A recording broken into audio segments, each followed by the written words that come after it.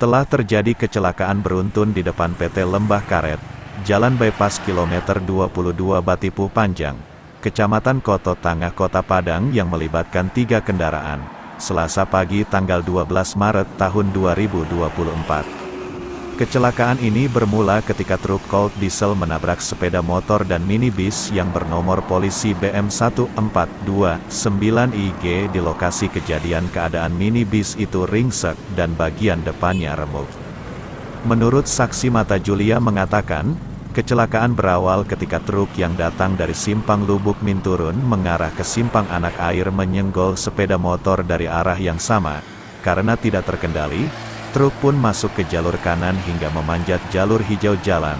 Di saat yang sama, datanglah minibus BM1429IG dari arah Simpang Anak Air menuju Simpang Lubuk Minturun. Kecelakaan pun tidak terhindar. Minibus langsung menabrak truk, terangnya.